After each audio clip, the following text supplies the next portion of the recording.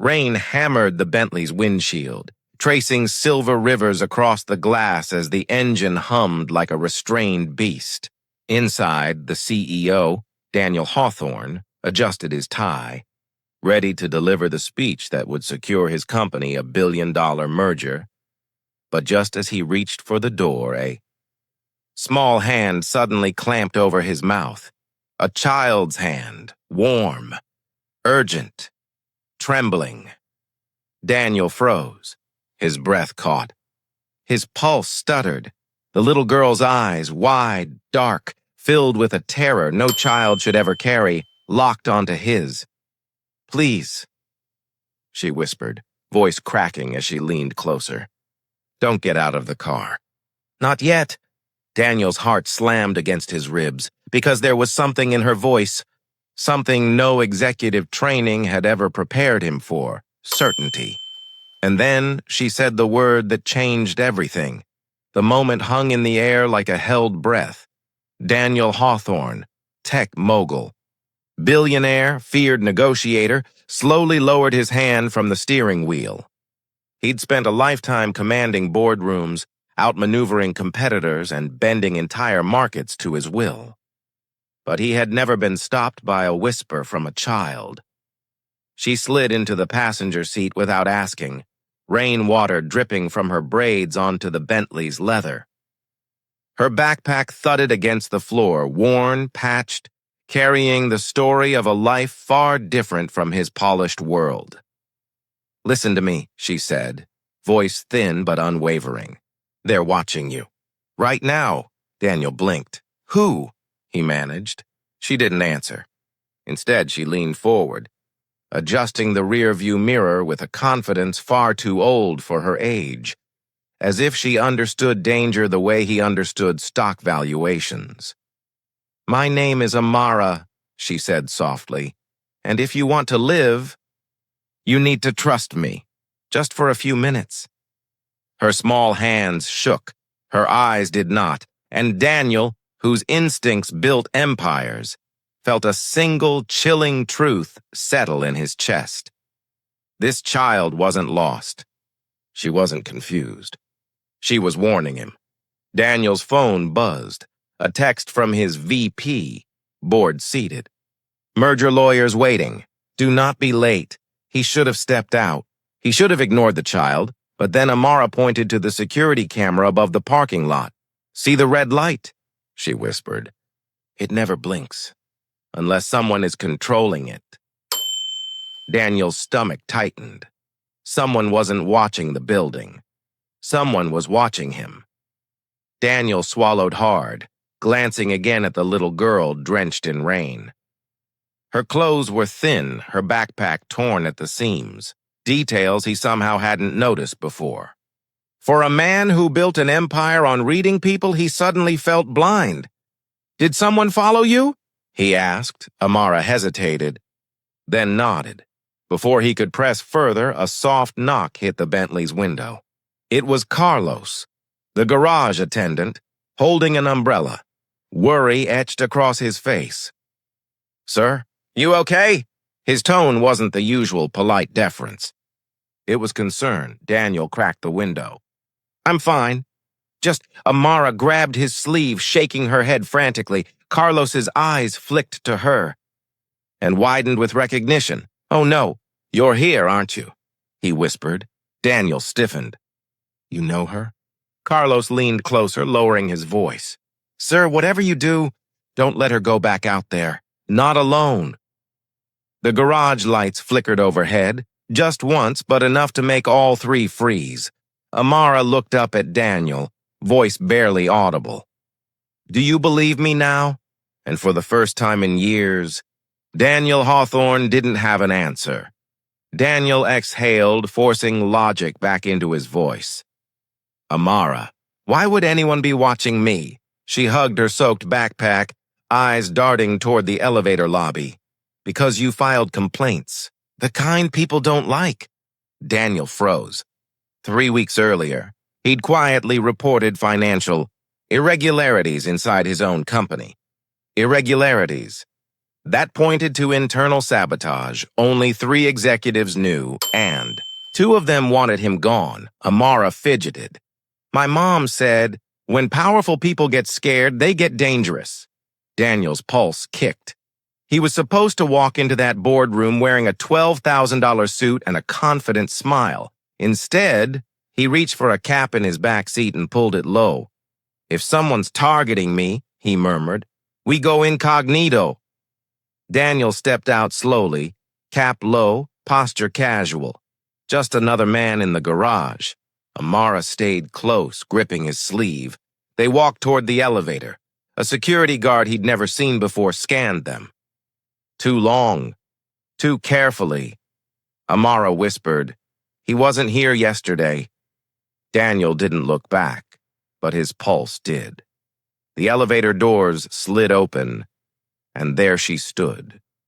Clara Beaumont. Chief Strategy Officer. Daniel's rival? And the woman who'd gain everything if he disappeared. Her eyes locked onto him, then drifted to Amara. A slow smile curved her lips. Running late, Daniel? Amara squeezed his hand, whispering, she's one of them. Daniel's blood turned cold.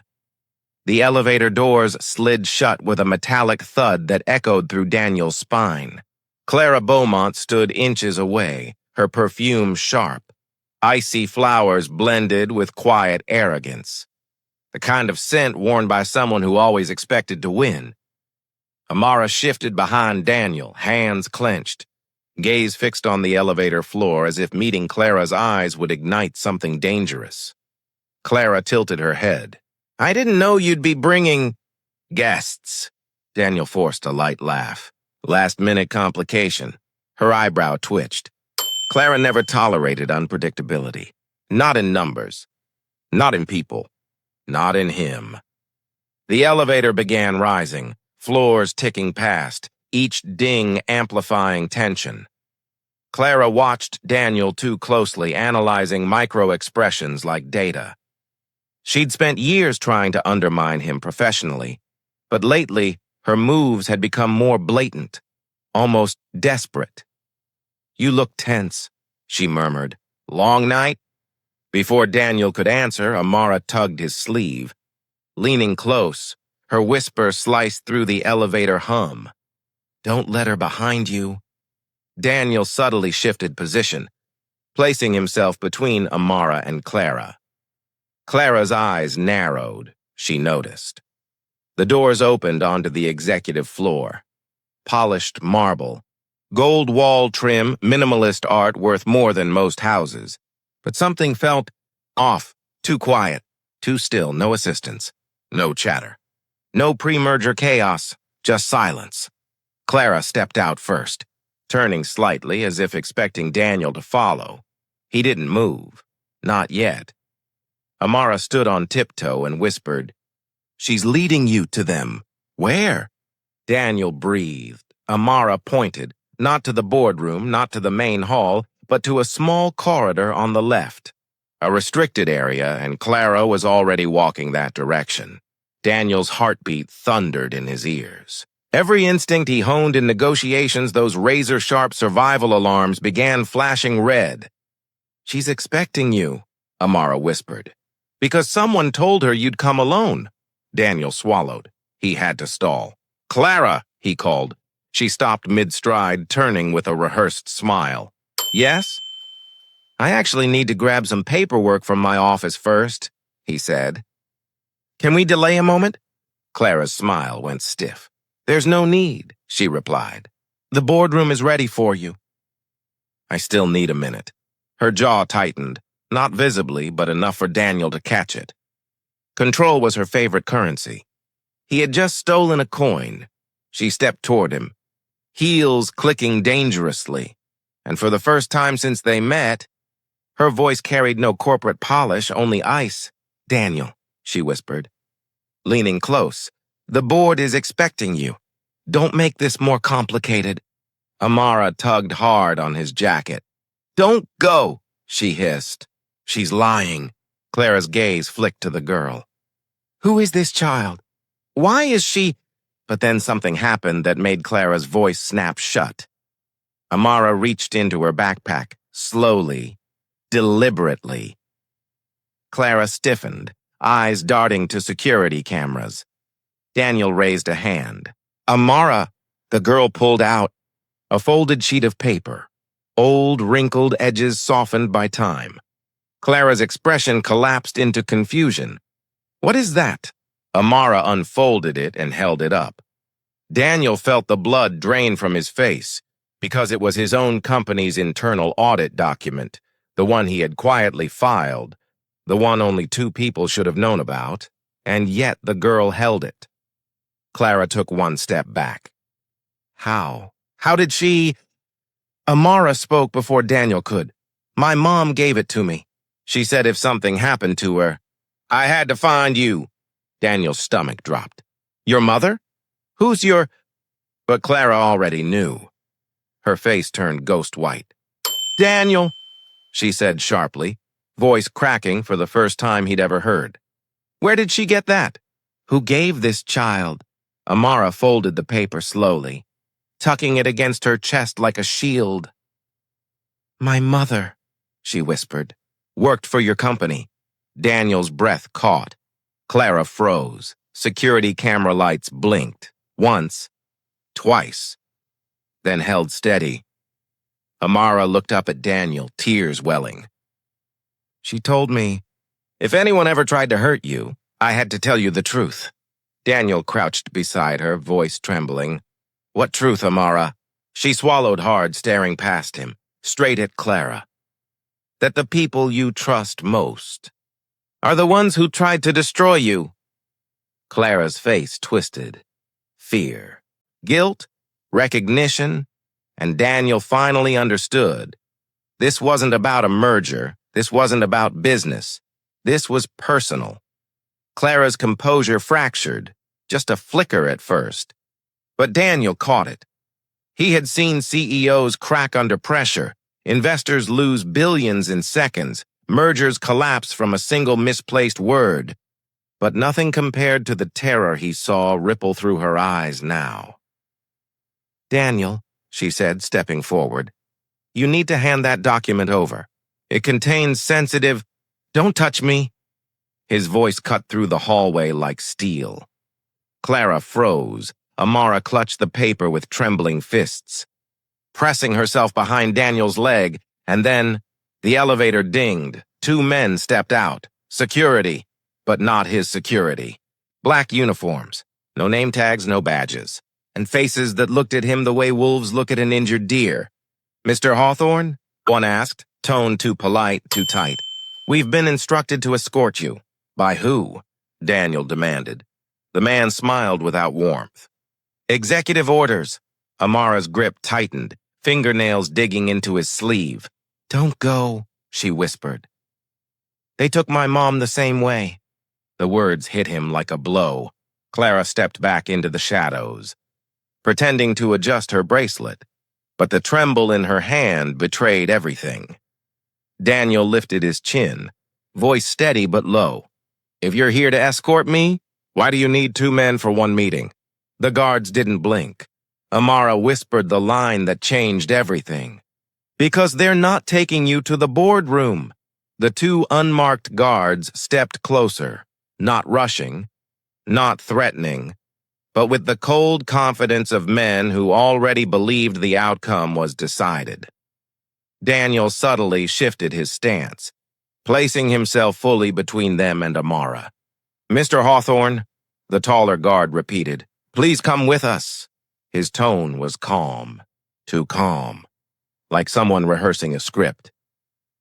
Clara hovered behind them, pretending to look concerned, but her eyes were glittering, anticipation, satisfaction, fear, all blending into one sharp expression. Amara tugged Daniel's sleeve again. Please don't go with them, she whispered. They took my mother the same way. No badge, no reason. They said it was a meeting, but she never came back. The taller guard's jaw tightened. You need to stop talking. Little girl, Daniel snapped. Don't you raise your voice at her? The hallway fell silent. Cold. Electric. Dangerous. The second guard stepped forward, lowering his voice to a growl only Daniel could hear. You don't want to make this difficult. You know how things go for people like her? Daniel's heartbeat slammed against his ribs. People like her? He repeated, deadly quiet. The guard didn't flinch. He even smirked. Street kids, disruptive, unwanted, we're doing everyone a favor. That's enough. A new voice cut through the hall like a lightning strike. Every head turned. James Whitlock, Daniel's closest friend, COO of Hawthorne Industries, strode toward them with the fury of a man who had been holding back for far too long. His suit jacket was half open, tie loose, breath sharp from running. Daniel, he said, grabbing him by the arm, your office called. They said these two idiots rerouted you from your real meeting. Clara stiffened. This is internal protocol, she snapped. James stepped directly into her space. Protocol, he barked.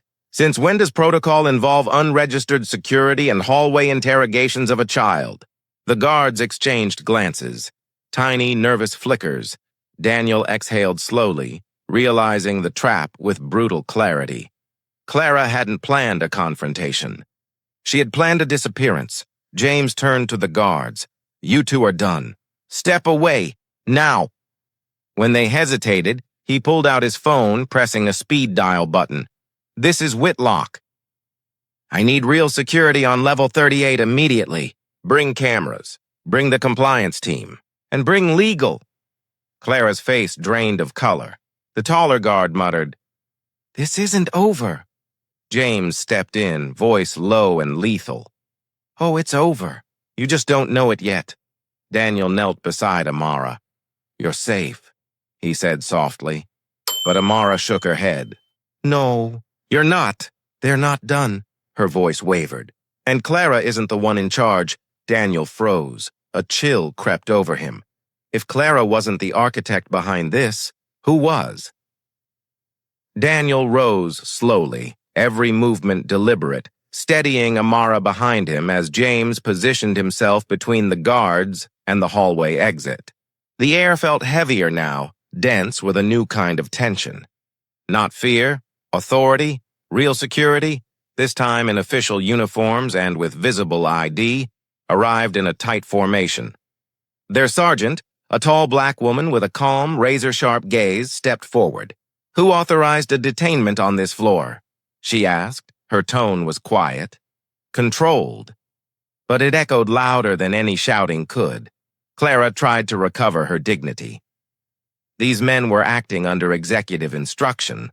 The sergeant raised one hand, silencing her. Your name? Clara Evans, executive admin. The sergeant's eyebrow twitched. Good, because everything you say from this moment forward is going into a formal misconduct report. Clara stammered. I was following directives. Whose directives? I can't disclose that without— Oh, you'll disclose it, the sergeant replied, because obstruction during an internal investigation is grounds for immediate termination. James leaned toward Daniel, whispering, She's not just any security lead. Daniel nodded. I realized the moment she walked in, the sergeant turned to Daniel. Mr. Hawthorne, are you injured? Threatened? Coerced? Daniel exhaled. Not injured, but they attempted to escort me without identification, and they verbally threatened this child. The sergeant shifted her gaze to Amara, softening instantly. Sweetheart, did anyone touch you? Amara shook her head. They said people like me shouldn't talk. The sergeant's eyes hardened, steel wrapped in mercy. She tapped her badge. Sergeant Kesha Rowland. Internal Affairs Division. 23 years in corporate security. 10 of those as a federal compliance liaison. My jurisdiction covers every department, every executive, and every protocol breach in this building. Clara swallowed. Internal Affairs. Federal liaison. This was no ordinary officer. Kesha stepped closer to the guards. Both of you, hand over your IDs, devices, and earpieces. Now, chain of command goes through me. The guards hesitated. Kesha didn't. That wasn't a request. They obeyed. And as their hands shook while removing their earpieces, Daniel saw it. Fear. Real fear. Not of being caught, but of whoever they were taking orders from. Kesha turned to Daniel. "Sir, I need to warn you." A pause. A breath. "The person behind this outranks all of us." The argument at the Bentley had already drawn eyes. But when a teenager nearby whispered, "Start recording," the moment detonated, phones lifted, red lights blinked. A live stream snapped into motion. Millions would see what happened next. The CEO stiffened as snippets of his harsh tone spread across the growing circle. The child shrank back, gripping his backpack as if it were armor. James, still in his grease-stained work vest, stepped forward again, voice low but firm. "Sir, this doesn't have to get uglier." A woman in the crowd muttered, "Too late. He's exposed now." The CEO's eyes darted. Trapped. James nodded toward the open car door. "Let him speak inside. Away from cameras, away from pressure, just hear him out." The CEO hesitated, caught between pride, panic, and a truth he couldn't outrun. The CEO finally stepped back from the Bentley door, breathing hard, his composure cracking under the weight of 1,000 watching eyes. The boy, Amari, clutched his backpack tighter, his fingers trembling as he tried to steady his breaths. The crowd thickened. Phones hovered higher. Comments poured across screens like wildfire. What did he say to the kid? Why is he yelling at a child? Is this racism or intimidation? Every angle recorded, every whisper amplified. James kept himself between Amari and the CEO, his stance protective, unyielding. "Sir," he said quietly but firmly, "this isn't going away. Let's step inside the car and talk. Privately." The CEO opened his mouth to respond, but another voice cut sharply across the parking lot. "Step away from my son." The crowd shifted, parting like a tide. A woman strode forward, tall, composed, wrapped in a simple navy blazer and carrying an energy that silenced even the phones. Her name was Maria Bennett, a respected civil rights litigator and, more importantly, Amari's mother. Her heels clicked against the pavement with controlled fury. "Amari," she said, kneeling, cupping his face gently. "Are you hurt? Did he touch you?" Amari shook his head quickly. "No, but he tried to talk down to me. Like I was nothing, like..." His voice cracked. "Like Dad used to." A collective gasp rolled through the crowd. Maria stood slowly. Her eyes, sharp, intelligent, burning with restrained fire, locked onto the CEO. "You spoke to my son," she said, "as if he were beneath you." The CEO swallowed hard. "This is a misunderstanding. I didn't mean..." "I don't care what you meant," she snapped. "I care about what you did." The stream spiked. Tens of thousands watching. Comments flying. James stepped forward, voice calm but edged. "Maria, let's de-escalate." She didn't look away from the CEO. "Did you threaten him?" she asked. "Did you imply he shouldn't speak because of who he is? Because of the color of his skin? Because he's not one of your precious shareholders?" The CEO's voice broke. No, I didn't threaten him. I just reacted." "Reacted," she repeated coldly. A powerful white CEO cornering a black child in a parking lot. "Tell me how that looks to the world right now." The murmurs grew louder. "I didn't corner him," the CEO said, glancing helplessly at the crowd. He said something that startled me." Maria's brow arched. "And what startled you so deeply?" A hush fell. Amari spoke first, clear, steady, loud enough for every microphone. "I told him, don't abandon another family." The CEO froze, completely. His eyes widened. His breath hitched. His color drained. Maria turned slowly toward her son. "Baby, why did you say that?" Amari looked at the ground. "Because I recognized him from the photo in Dad's old case files." He pointed. "That's the man who walked away after ruining our lives. The one who... Maria's face went still.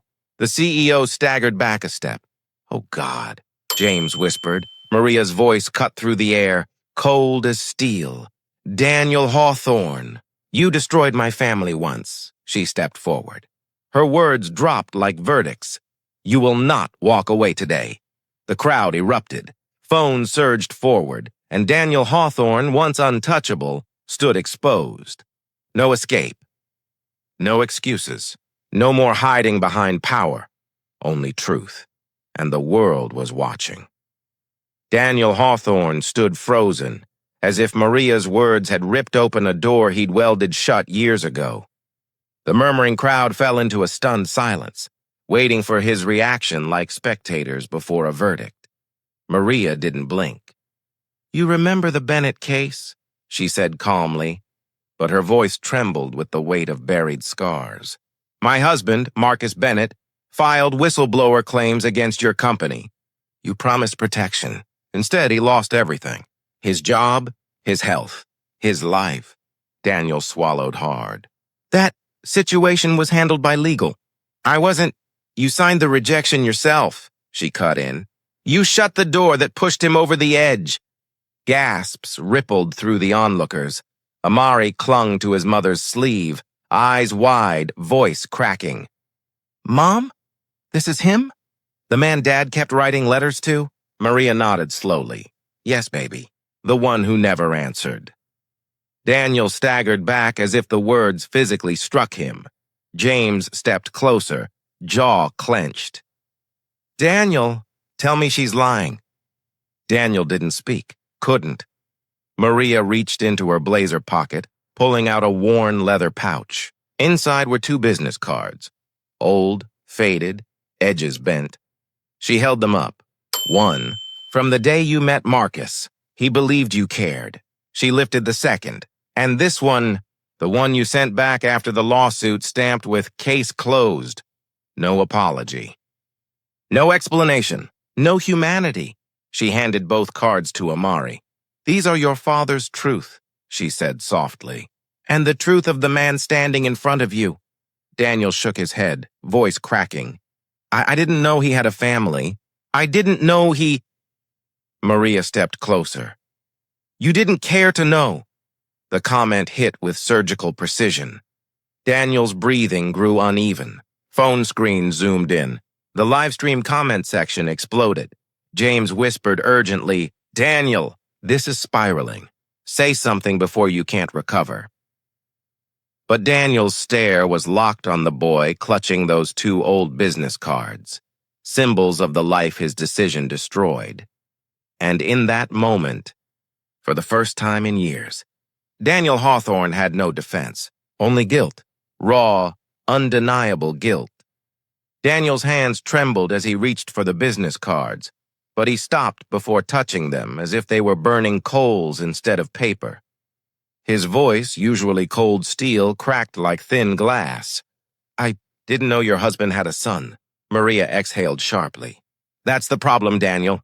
You never looked at the people your decisions destroyed. The crowd pressed closer, creating a human wall around them. The live stream now surged past 6 figures. Engineers, activists, employees, strangers. Everyone watching the downfall unfold in real time. Amari's fingers squeezed the cards. My dad used to say, he whispered, that the truth always catches up. Even if it's slow. Daniel's throat tightened. James stepped beside him, low voice tense. You need to stop hiding, Daniel. If you don't face this now, someone else will do it for you. Harder. Daniel stared at his oldest friend. You think I meant for any of this to happen? That doesn't matter anymore, James replied. What matters is what you do today. Maria folded her arms, her tone a deliberate, controlled blade. Daniel, our family begged for help. Marcus wrote letters for months. He trusted you. He believed in you.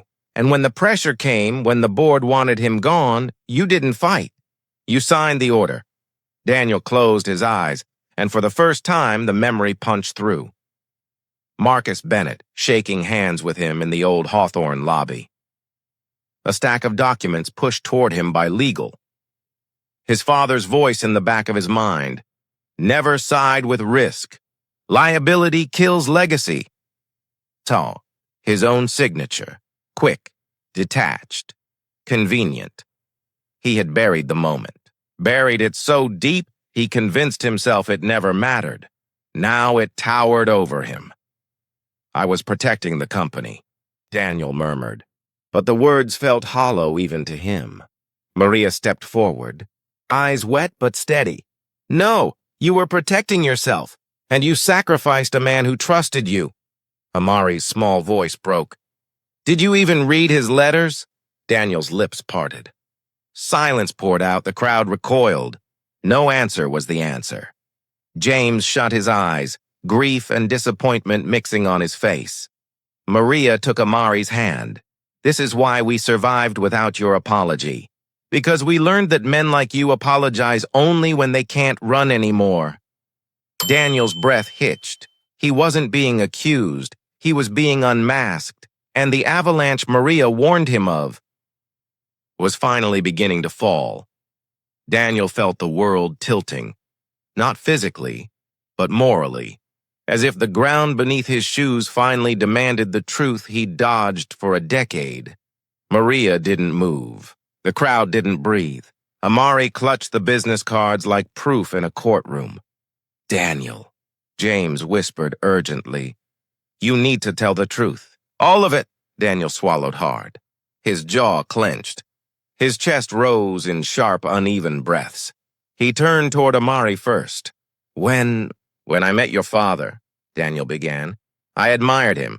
He was loyal, smart, ethical. He brought forward concerns about illegal cost-cutting in our subcontracting division. He said workers were being exposed to unsafe conditions. Maria's eyes burned with old buried fire. He begged you to intervene. Daniel nodded miserably. Yes, and when he spoke up, the board saw him as a threat. Amari stepped closer, voice trembling but brave. So what did you do? Silence. A crushing, merciless silence. Daniel finally whispered, I signed the order to suspend him. A collective gasp rippled through the circle. The live stream comment feed exploded. He admitted it. This is corporate homicide. Justice for Marcus Bennett. His career is done. Daniel shut his eyes. When I signed that document, he continued, I told myself it was temporary, that I'd fix it later, that the company needed stability, and I needed to prove I could make hard decisions.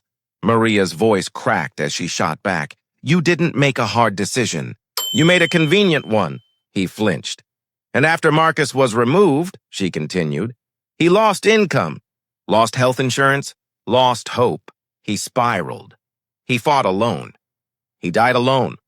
Because you abandoned him when he needed you most. Daniel's eyes glistened.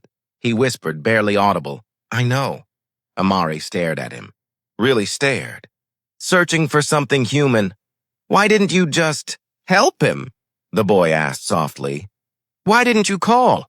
Or visit, or say sorry? Daniel dropped his gaze to the pavement. Because, he said, voice hollow, I was afraid. Afraid of the board, afraid of backlash, afraid of losing everything I'd built, and by the time I understood what my silence cost, it was too late. The boy's breath trembled. So you let my dad die. For your job? Daniel looked up slowly. No, Amari. I let him die because I chose power over courage. Gasps echoed again. Phones shook in people's hands. James stared at Daniel as if seeing him for the first time. You always said you'd be better than your father, he whispered. But this, you became him. Daniel looked shattered. Maria stepped forward, her face inches from his. For years, she said quietly, I dreamed of seeing you brought to justice in a courtroom, losing your position, losing your reputation, losing everything Marcus lost. Her voice wavered. But today, watching you standing here stripped of excuses, stripped of arrogance, she exhaled slowly. I realize your punishment already began long before this moment. Daniel blinked. What punishment? Maria's eyes softened, but only slightly. You've been haunted. You've been running! Every success you earned tasted hollow. Every board victory felt like a reminder of the family you broke. Her tone deepened, weighted with truth. And now the whole world is seeing your truth. Not the polished CEO, not the billionaire philanthropist. She pointed at the business cards clutched in Amari's hand. But this man, the man who destroyed a good father and never made it right. Daniel's legs weakened. He reached out, reflex, desperation, regret, but Maria stepped protectively in front of her son. No more reaching, she said. No more controlling. No more hiding. The crowd murmured approval. The live stream surged again. Daniel stood alone in a widening circle of consequences, and for the first time in his life, he understood exactly who he had become. The courtyard felt colder now, as if the truth itself had lowered the temperature. Daniel didn't move. Couldn't. His expensive suit, his polished shoes, his carefully curated presence. None of it mattered anymore. He stood like a man awaiting a verdict he already knew he deserved. Maria stepped back beside Amari, placing a steadying hand on her son's shoulder. He leaned into her, still clutching the two business cards, still staring at Daniel with a mixture of confusion, grief, and something softer. Not forgiveness, not yet, but recognition. Recognition of a broken man who could no longer pretend he hadn't done harm. James finally stepped forward. Daniel, he said quietly, we need to talk about next steps. Next steps, a simple phrase that sounded like a sentence. Daniel looked at him with hollow eyes. What happens now? James inhaled sharply, glancing at Maria, at Amari, at the crowd, at the dozens of phones still pointed their way. You need to understand, he said, voice low enough to keep the moment contained. This isn't just a personal reckoning anymore. This is corporate, legal, ethical. The live stream is already circulating. By morning, it will be international news. Daniel wiped at his face. He hadn't even realized he was crying. I'm ready, he whispered. No, Maria said firmly. You're not ready. But you're going to become ready. The crowd parted slightly as a new figure approached. A woman in a long charcoal coat, badge clipped to her lapel, expression unreadable. Security murmured. Whispers spread. That's the head of internal ethics. No, wait. That's board oversight. No, look at the badge. She's corporate legal. The woman stopped in front of Daniel. Mr. Hawthorne, she said calmly, my name is Evelyn Carter. I represent the Hawthorne Corporation's Legal and Compliance Division. Daniel blinked. You came down here personally? She nodded. Given the nature of what's unfolding, yes. The board has been watching the live stream. James muttered under his breath. Of course they have. Evelyn opened a folder she'd brought with her. Effective immediately, she read. Your executive authority is suspended pending formal investigation. Daniel closed his eyes. He had expected it. And yet, hearing it spoken aloud was like the final bolt snapping off a collapsing bridge. Evelyn continued. You will be required to surrender your access credentials, step away from all active decision-making roles, and comply fully with investigative interviews. Daniel nodded weakly. I will. Maria stepped in, her voice measured and sharp. And what about accountability to the families? To the people he harmed? Evelyn turned to her respectfully. That is precisely why I am here. Ms. Bennett, Mr. Hawthorne's admission on camera triggers multiple legal pathways, including wrongful termination review, whistleblower protection violations, and exposure to retroactive liability claims. The crowd murmured, impressed by the bluntness. Daniel's shoulders slumped. So you'll destroy my career, he whispered. Evelyn's eyes narrowed, not cruelly, but truthfully, no, Mr. Hawthorne, you destroyed it. We are simply handling the fallout. Maria exhaled slowly, a sound of long, painful vindication. But, Evelyn continued, shifting her tone, there is another factor. Amari's grip tightened on the cards. What factor? He asked. Evelyn glanced down at him, offering a thin, almost warm smile. The board noted that Mr. Hawthorne did not deny responsibility today. He did not attempt to lie or silence anyone. He admitted his role, voluntarily. Daniel looked up, startled. That matters? In corporate law, she replied, full acknowledgement is rare. It may affect the severity of action taken, but it does not erase the harm done. Maria nodded firmly. Good. Evelyn turned back to Daniel. Your investigation begins tonight, but the board has one immediate requirement. Daniel braced himself. You must face your employees. Publicly. Today. His breath caught. You mean a town hall? No, Evelyn said. A confession. A ripple spread through the crowd. Daniel swallowed.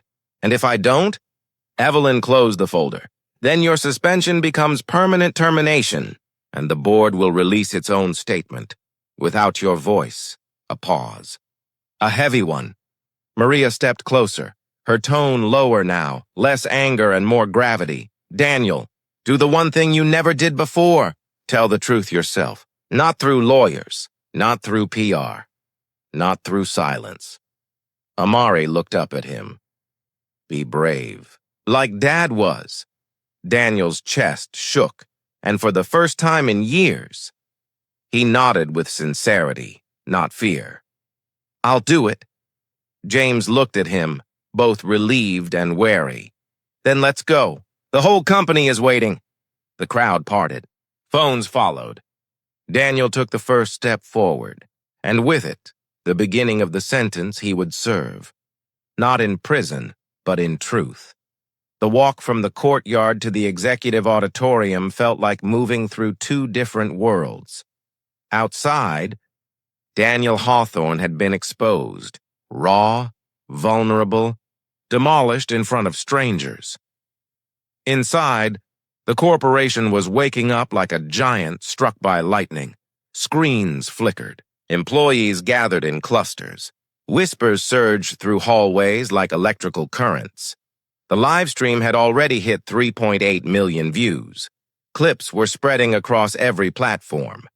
CEO admits to destroying whistleblower case.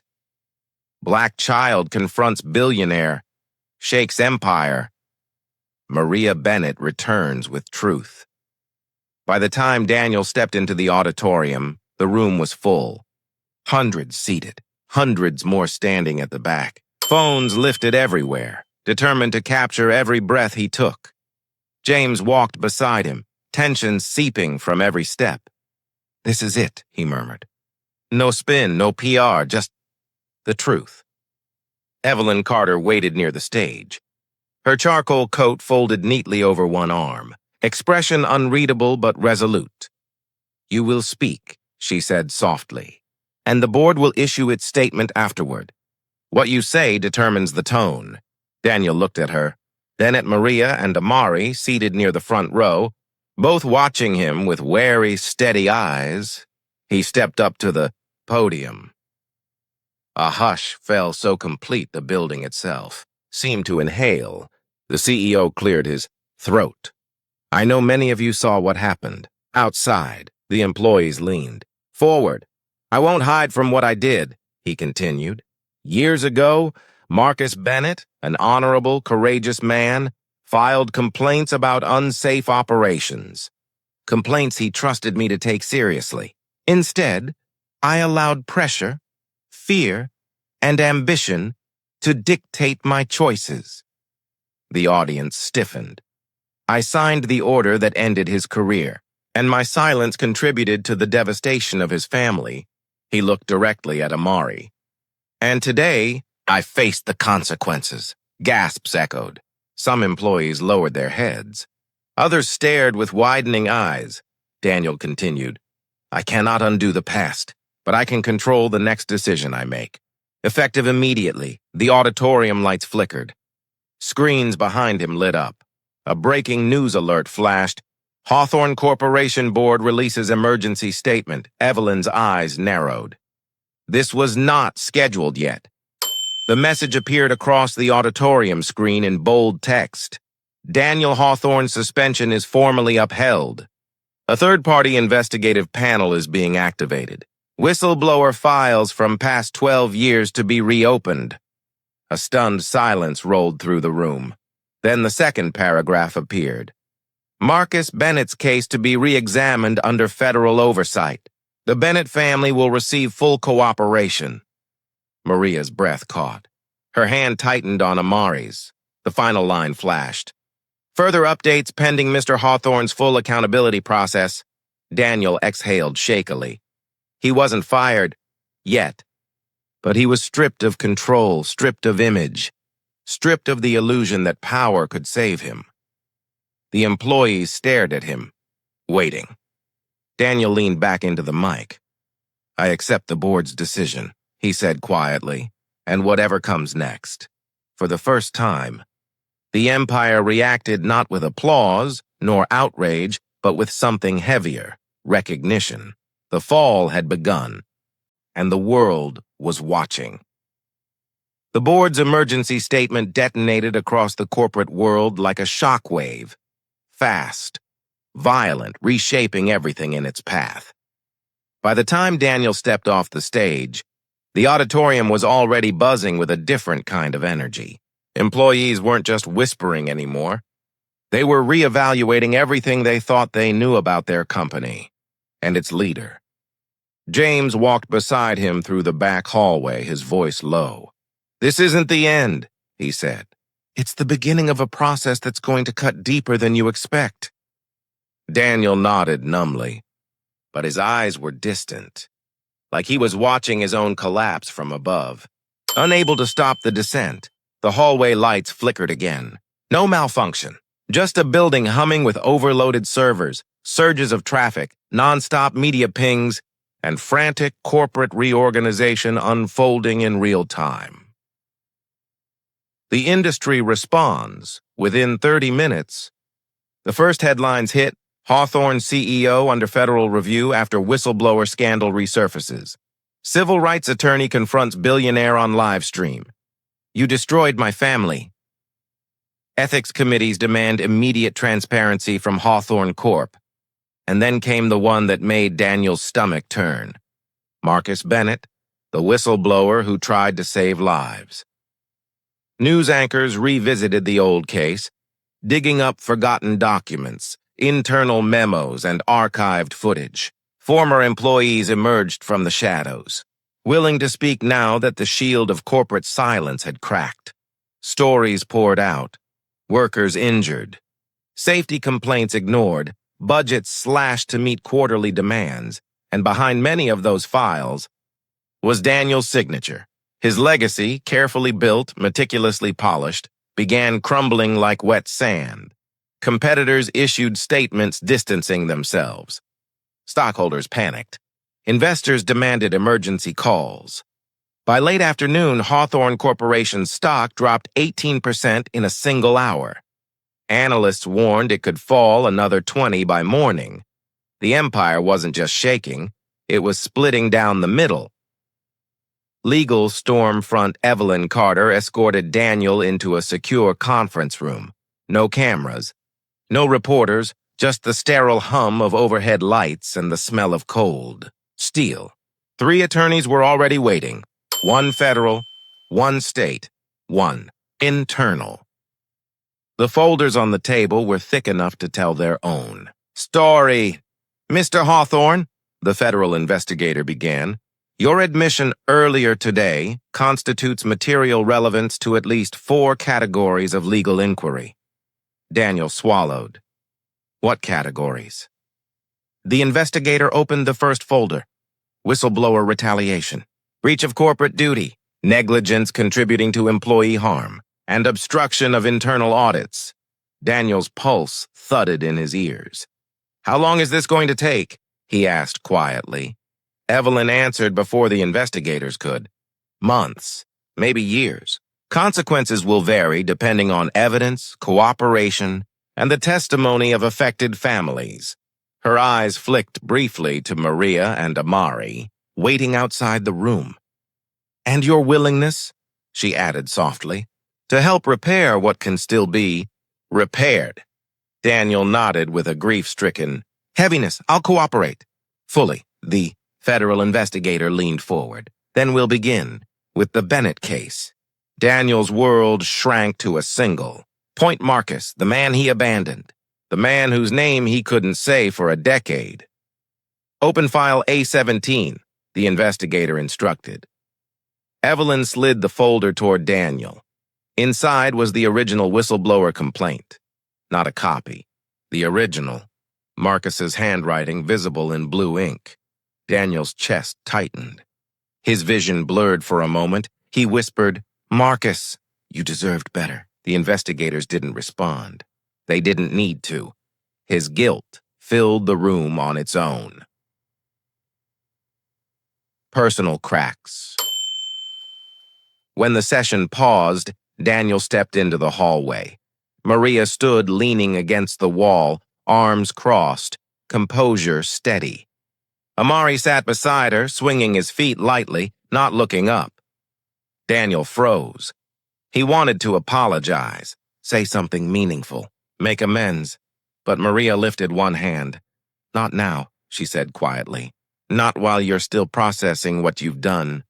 We're not your emotional support. We came here for truth and you finally gave it." Her voice wasn't cruel, just honest. Amari looked up at him then, eyes softer but still wary. "Are you going to jail?" he asked. Daniel knelt slowly to meet the boy's gaze. "I don't know," he admitted. "But whatever happens, I won't hide from it." A long pause. Amari studied him the way children study adults they want to trust but can't yet. "You hurt my dad," he whispered. "But you didn't lie today." "Some adults lie even when they're caught. You didn't." Daniel felt tears burning his eyes. "I owed you the truth," he said. "No," Amari corrected gently. "You owed him." Daniel's breath broke. He nodded. "You're right." The board meets by evening. The board gathered in a private upper-floor chamber. Security sealed the doors. Global partners dialed in. Screens lit up one by one. James joined remotely. Evelyn acted as liaison. Legal counsel filled the remaining seats. The chairwoman spoke first. "Hawthorne Corporation is under threat of collapse," she said bluntly. "Not because of market shifts, but because of compromised leadership decisions." All eyes turned to Daniel. He didn't defend himself, didn't excuse anything. He simply said, "I accept full responsibility." "Whatever you decide tonight, I won't fight it," the chairwoman nodded slowly. "Your cooperation is noted," but then she added something unexpected. "However, there is one factor complicating full termination." The room glanced up. "Your transparency today prevented a larger cover-up from forming," she continued. "That action may have saved this corporation from federal injunction." Silence. James leaned toward his mic. "Then what's the final decision?" The chairwoman folded her hands. "We will finalize at dawn, once all investigative panels weigh in." Daniel nodded. There was no plea, no resistance, just acceptance. The empire he built, and the man he pretended to be, were both being dismantled piece by piece. And for the first time, he allowed it. The sun rose slowly over the Hawthorne skyline, casting long beams of gold across the glass towers. Towers Daniel once believed would stand as monuments to his brilliance. Now, they reflected something else entirely. The cost of truth, the price of silence, and the beginning of something better. 1 year had passed since the courtyard confrontation that changed everything. A year since Daniel Hawthorne faced the world. And finally faced himself, the judgment, the final verdict arrived months after the board's emergency review. Daniel was officially removed as CEO, his name stripped from the company's letterhead, his portrait removed from the executive lobby, his corner office reassigned without ceremony, He wasn't imprisoned, there was no criminal intentionality, but the civil penalties were severe. By court order, he surrendered. 65% of his stock options, all bonuses earned during the Bennett years. A mandatory restitution fund for affected families. A lifetime ban from any safety-related corporate decision-making, too. Many, it looked like the end of a legacy. But to Daniel, it felt like the first honest thing he had ever done. "You didn't lose everything," Evelyn had told him after the ruling. "You lost the things that were built on the wrong foundation."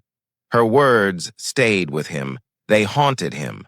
They rebuilt him. The company's rebirth, under new leadership, guided heavily by Evelyn, James, and a newly formed ethical oversight council, Hawthorne Corporation, began repairing its broken core. They reopened 37 old cases, reinstated families who had been denied justice, implemented transparent whistleblower protections.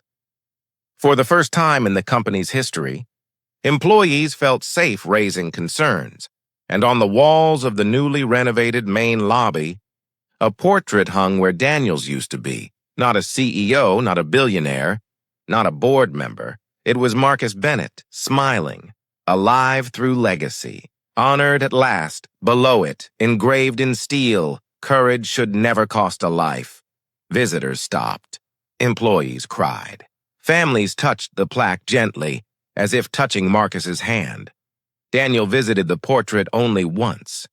He stood before it for a long time, whispering, "I'm sorry. I should have listened. I should have been better. No cameras, no audience, just truth." Then he turned and left, quiet, unnoticed, exactly as he needed to be. Maria's fight becomes a movement. Maria Bennett didn't fade into the background. Her law firm expanded. Her voice reached national platforms. Journalists interviewed her about corporate reform, racial justice, and the human cost of neglect. But she never became a celebrity. She became something far more powerful, a guardian for whistleblowers, for workers, for her son. Her viral confrontation outside Hawthorne Tower became a landmark case referenced in universities and ethics seminars. A documentary crew requested her story. She declined. Instead, she said, "Tell my husband's story, not mine."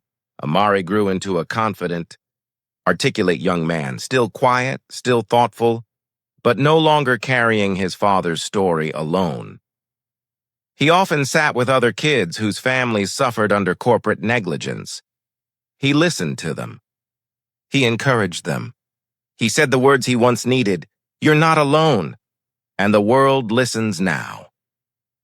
Daniel's redemption path. If Daniel expected forgiveness, he learned quickly that it wasn't owed to him. Maria never offered it. Amari didn't either. Not yet, but neither treated him as a monster anymore. They treated him as a man, flawed, broken, accountable. Daniel spent months consulting quietly with nonprofit safety groups, using his knowledge to prevent future tragedies. No salary, no recognition.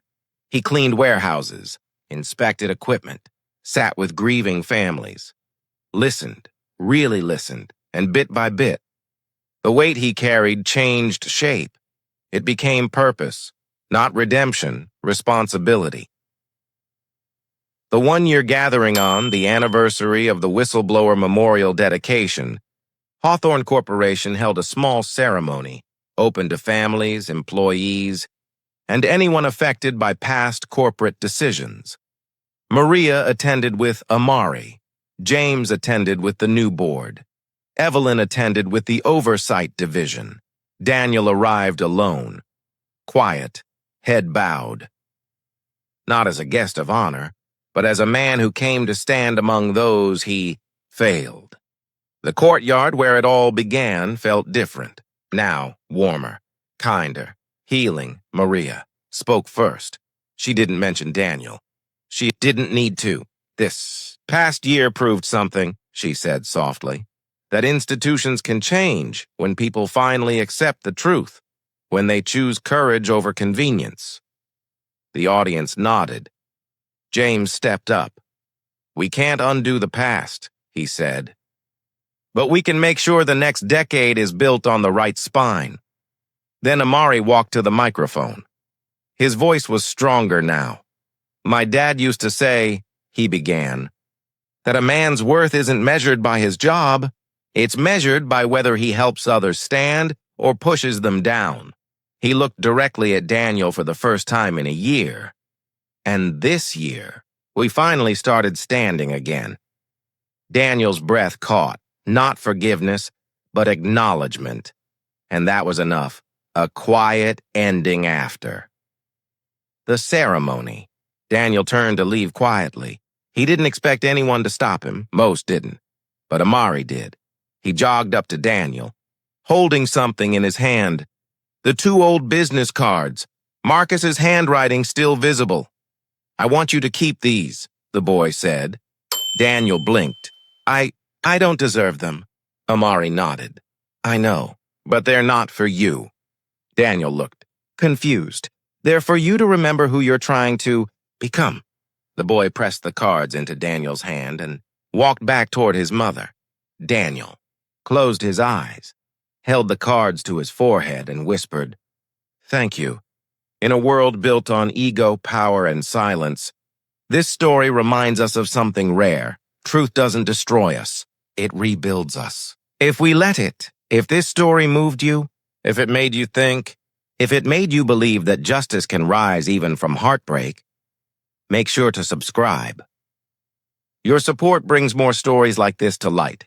And remember, sometimes the smallest voice changes the biggest world.